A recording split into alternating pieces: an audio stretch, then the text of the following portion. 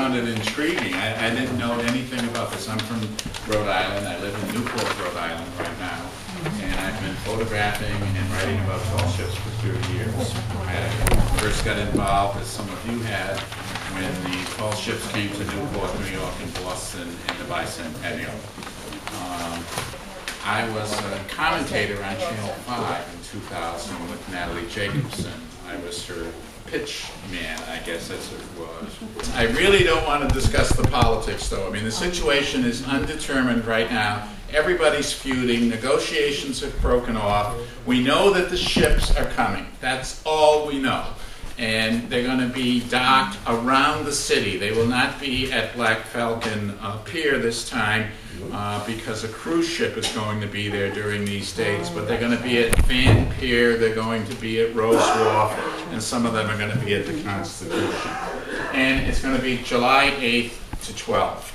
So sometime on the evening of the 12th and the 13th they're going to leave. It's been shortened one day.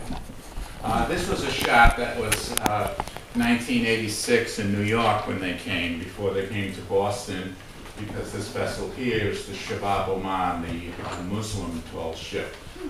This is Libertad, this is Capitan Miranda, and this is Sagres.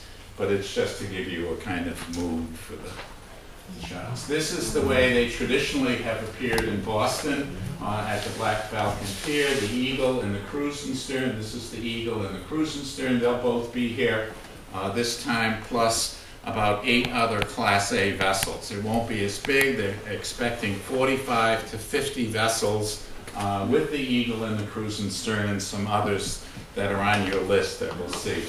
All of the vessels except Caliagra and Mystic that are on the list are coming. This is the Coast Guard Eagle, and the Coast Guard Eagle is the flagship of the Coast Guard Academy. She is also the vessel that is, leads the parade of sail when there's a parade of sail in any American ports except Boston. And again, she's a really wonderful vessel. She's 295 feet in length. She's steel hull. She's one of 4 sister ships that were built in the 1930s in Germany, and she became a possession of the United States at the conclusion of World War II. She's 295 feet. Her home port is New London, Connecticut, and she represents the Coast Guard Academy.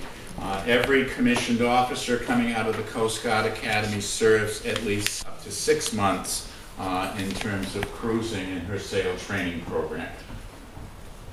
This is the Eagle under full sail. I chased the Eagle for 30 years, and I took this picture last June in Victoria, British Columbia. It's the only time I've seen the Eagle under full sail.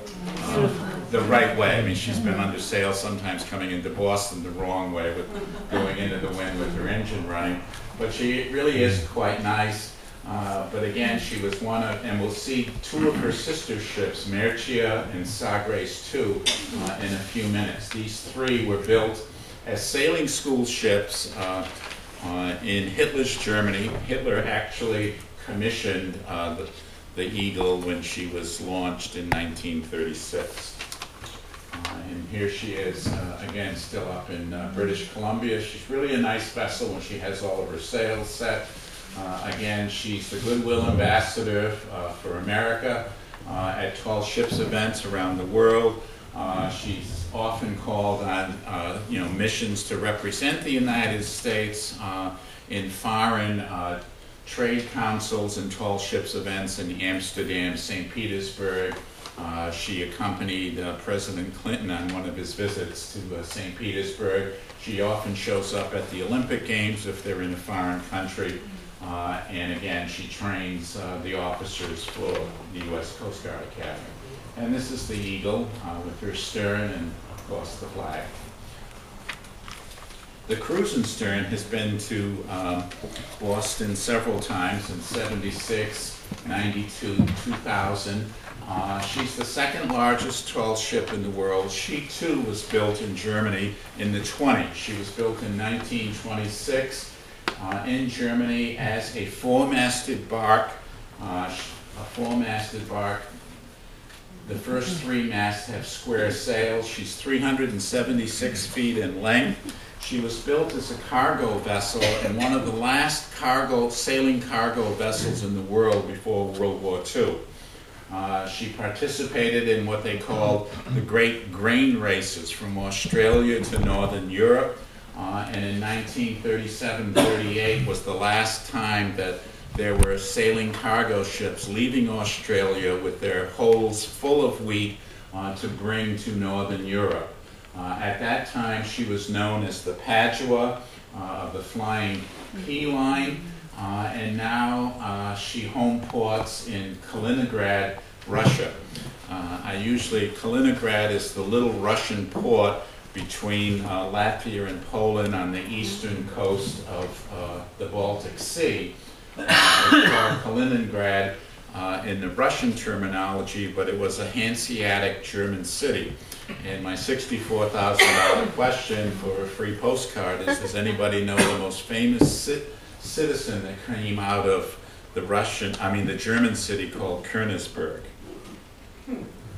This is a brain twister, but you may have to face this if you show up. Anyway, in Königsberg, Prussia, their most famous citizen, where Kaliningrad is now, was Immanuel Kant, the philosopher of the 19th century German philosopher. Kaliningrad is now a port.